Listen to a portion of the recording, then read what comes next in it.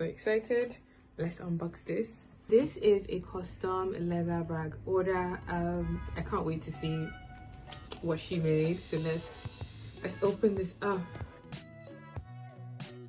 We have it. Ooh, wow. So this is a custom brown leather bag. I believe she called this the basket weave, and I love this bag for many reasons, one of which is that it has an additional purse inside I could honestly carry as a separate like clutch purse. It's really nice smooth leather and a lovely brown color, so that way I'm able to like carry the bag as two separate bags or as one, and then I have my wallet and things secure while this inner piece is inside. Here is a closer look of the leather. It has the custom branding on the front in gold, and it's a very good weight. Like you carry the bag and you feel the weight of the bag. This is so cute. I can't wait to style this for the season ahead.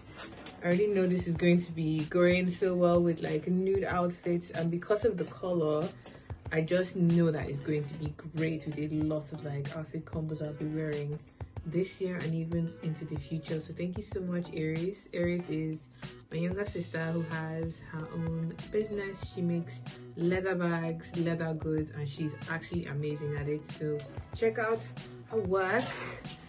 This is so cute. Oh wow, this is actually really nice. Yes. Yes, oh my gosh. Thank you so much, Kimde, for the feedback. Hey guys, welcome to my YouTube channel. My name is Eris, and today I'm actually going to show you guys how I made this synthetic leather woven strap bag. So first, okay, the material I use have just one side with the finished look, so I had to now sort of glue two panels together to be able to prep it so that I can cut them out as straps. So this is the method I use when I have to apply like a lot of gum on a surface. Instead of using like a tiny brush, I just get sort of a spreader. Some people call it a scraper, but basically is what most people use to sort of spread maybe like paint or basically any sort of liquid, and you don't want to use a brush and you want a very thick layer. So that is what I'm using. It's the same one. If you've seen this anyway, it's the same thing. So these are the dimensions for our bag today. You're basically just going to prep your leather and cut out your pieces for the outer and the inner part. So I'm just going to go ahead and cut out my straps. So basically every strap is actually going to be 10 centimeter. So it sort of just adds up, and your numbers have to be exact. If not, your bag is not going to sort of form up well.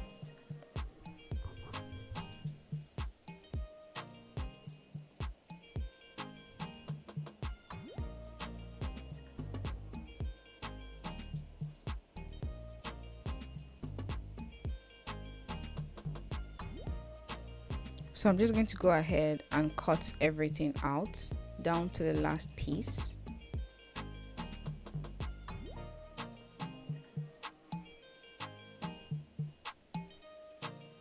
And you should actually make sure you're using like a very sharp knife.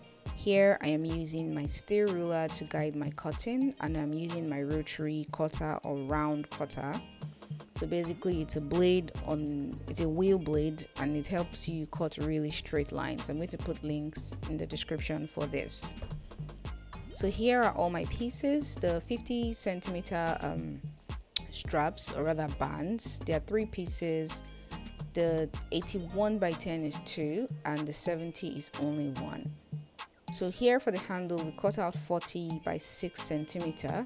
I'm just going to apply a little gum because I want to fold it in to sort of cover the edges, so it gives like a way better finish.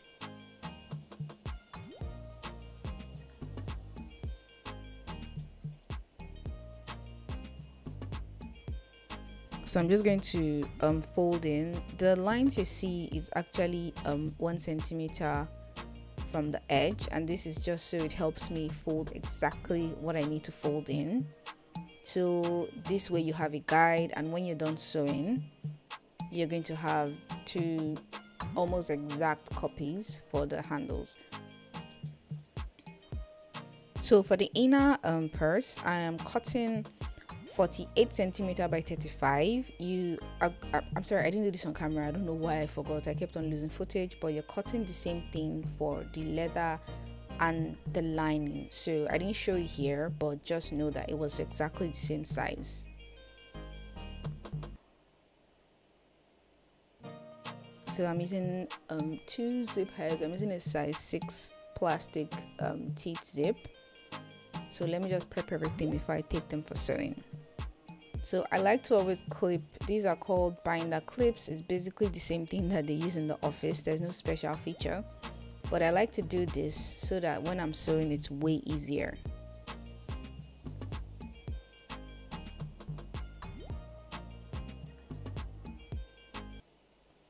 So before I join the 81 centimeter bands, I sort of just ruled 50 mm from the end and I just clipped it together, then I took it for sewing. This is a personal choice on the bands. You don't have to sew all the ends, but I did that so that in the future when the bag gets really old, you don't have issues of the surfaces sort of separating, because the gum could get wet, anything could happen to your glue.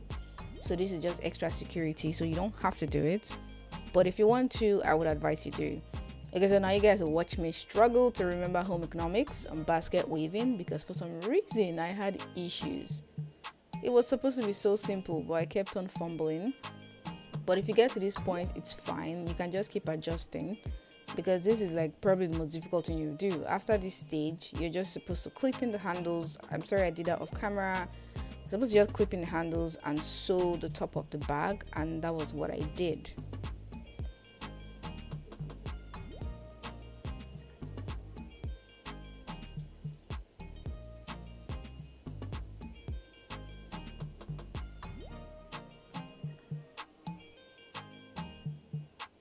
So I just sewed the top of the bag all the way around. That way you secure in the handle and you hold all your pieces together.